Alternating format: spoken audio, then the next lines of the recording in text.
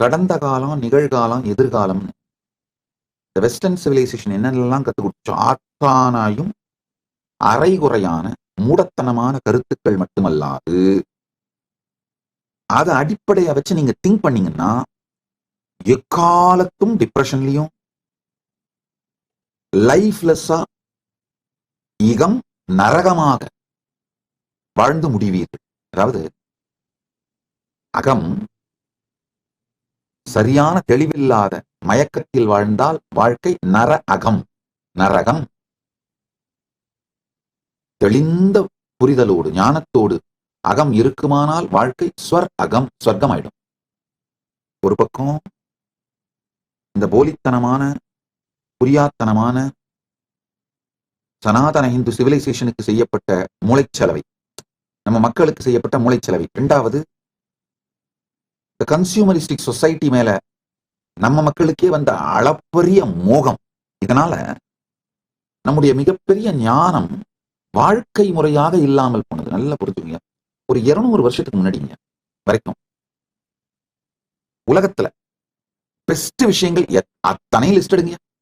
Best cloth, best jewellery, tallest building, largest poetry, largest quantity of இந்த rare மினரல்ஸை எடுத்து process பண்ணி export பண்றது,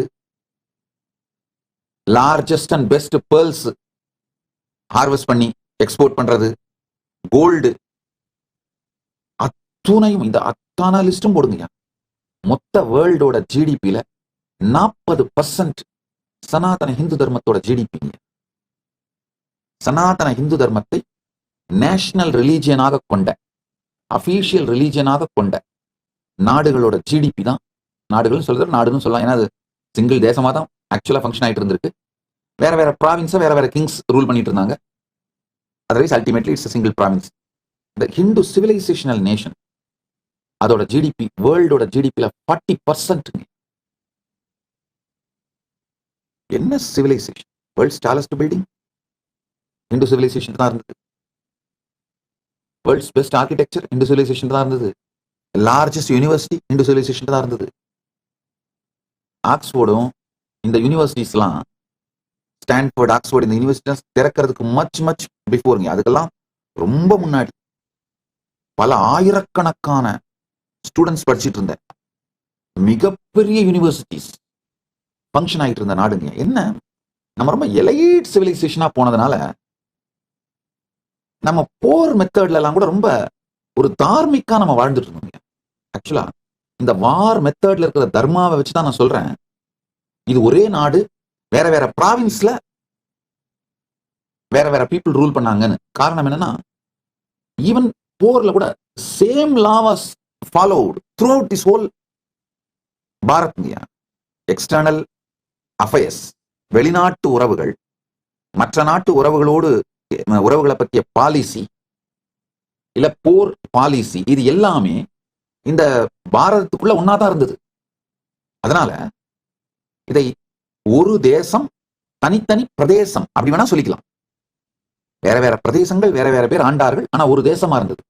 ஆனா அந்த இன்வேடர்ஸ், இஸ்லாமிய தீவிரவாதிகளும் கிறிஸ்தவ கொடுங்கோலர்களும் வந்து நம்ம எலைட் சொசைட்டியை சின்னாபின்னமாக்கி நினைத்து பார்க்க முடியாத பேரழிவை தந்து விட்டார். நான் ஒரு கொடுமை தெரியுமா, இன்னமும் அதுல இருந்து வெளியில வராம இருக்கும். தக்ஷசீலா யூனிவர்சிட்டிய ராமாயணம், மகாபாரதம் ரெண்டுத்திலையும் மென்ஷன் பண்ணப்படுது.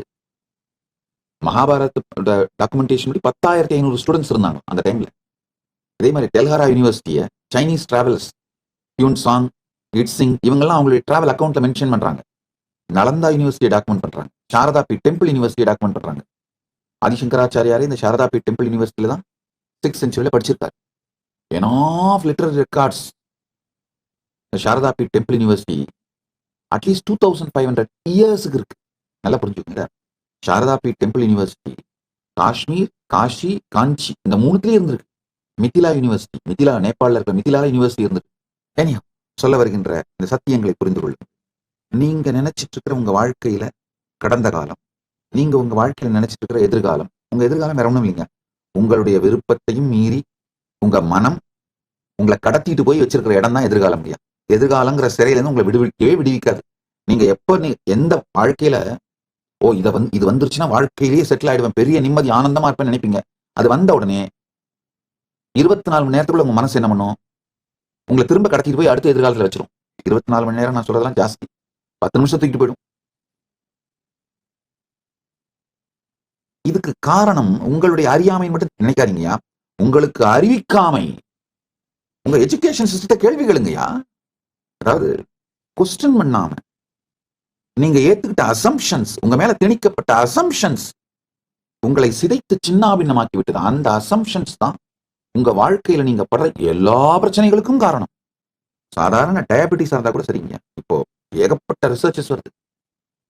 குளோபல் மீடியா சொல்லுது, colonisation is responsible for the diabetes in South Asian Nations. நீங்க கேப்பீங்க, என்ன சாமி சொல்றீங்க? டயபெட்டிஸுக்கும் நம்ம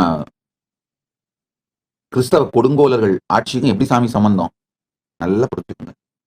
பல குளோபல் மீடியா சேனல்ஸ் சொல்றாங்க, நம்முடைய DNA especially India, Pakistan, Bangladesh, Sri Lanka, அந்த காலனைஸ் பண்ணி வச்சிருந்த கிறிஸ்தவ கொடுங்கோலர்கள் காலனைஸ் பண்ணி வச்சிருந்த அந்த நாடுகள்ல 25 ஃபெமைன், தொடர்ந்து 25 பெரும் பஞ்சங்களை ஆர்டிபிஷியலா உருவாக்குனாங்க. அப்ப என்ன ஆச்சுன்னா, நம்முடைய டிஎன்ஏ ஜீன்ஸ்லாம் ஸ்டார்வேஷனுக்கு அடாப்ட் ஆயிடுச்சு. ஒண்ணு, பல கோடி பேர் செத்தாங்க. இருக்கவங்கலாம் அவங்களுடைய டிஎன்ஏ ஸ்டார்வேஷனுக்கு அடாப்ட் ஆயிடுச்சு. ரெண்டு கேளுங்க, பிரிட்டிஷ் அதாவது கிறிஸ்தவ கொடுங்கோலர்கள் உருவாக்கின ஆர்டிபிஷியல் ஃபெமைன் பாரதத்துலங்கயா. கிறிஸ்தவ கொடுங்கோலர்கள், நீங்க நல்லா புரிஞ்சுக்கணும், கிறிஸ்தவ கொடுங்கோலர்கள் ஆப்பிரிக்கர்களை மட்டும்தான் அடிமைகளா மாத்தி வித்தார்கள்னு தயவு செஞ்சு நினைச்சிட்டு இருக்காதீங்க. லட்சக்கணக்கான இந்தியர்கள் அடிமைகளாக மாற்றப்பட்டு கரீபிய நாடுகளுக்கும் மலேசியா மற்ற பல நாடுகளுக்கும் அடிமைகளாக கொண்டு செல்லப்பட்டார்கள். அந்தந்த நாடுகளோட வரலாற்றை பாருங்க. பிஜி, மொரீஷியஸ், கரீபிய நாடுகள், அவங்க நாட்டோட வரலாறுகள்லாம் பாருங்க. இந்த ஆர்டிபிஷியல் ஃபெமைன், அதாவது செயற்கையாக உருவாக்கப்படுகின்ற பஞ்சத்தினால அவங்க என்னென்ன அச்சீவ் பண்ணாங்கன்னு பாருங்க. இந்த கிறிஸ்தவ கொடுங்கோலர்கள் ஒண்ணு, பெரும் மக்களை அழித்தார்கள், சாகடிச்சிட்டாங்க. அழிச்சிட்டாங்க.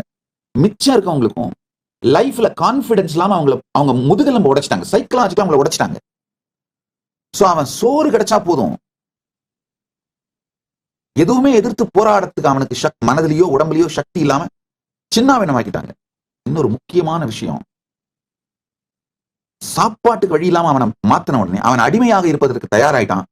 அவனை அடிமைகளாக மாற்றி பல நாடுகளுக்கும் வெறும் உணவுக்கு, வெறும் சாப்பாட்டுக்கு மட்டும் உத்தரவாதம் கொடுத்து தூக்கிட்டு போனாங்க, அடிமை வேலைக்காரர்களாக. இந்த மாதிரி பல கொடுமைகள்ல என்ன நடந்ததுனாங்க, அதாவது 89 ஆண்டு கிறிஸ்தவ கொடுங்கோலர்கள் நேரடியா ஆட்சி செஞ்சப்போ 25 மிகப்பெரிய செயற்கையான பஞ்சங்களை உருவாக்குனாங்க. அந்த செயற்கையான பஞ்சங்கள்ல 60 மில்லியன், அப்படின்னா 6 கோடி பேர் செத்து போயிட்டாங்க. இது இயற்கை பேரழிவு கிடையாது, செயற்கையாக பிளான் பண்ணி கிறிஸ்தவ கொடுங்கோலர்கள் உருவாக்கின பஞ்சத்தினால, செயற்கை பஞ்சத்தால நடந்தது.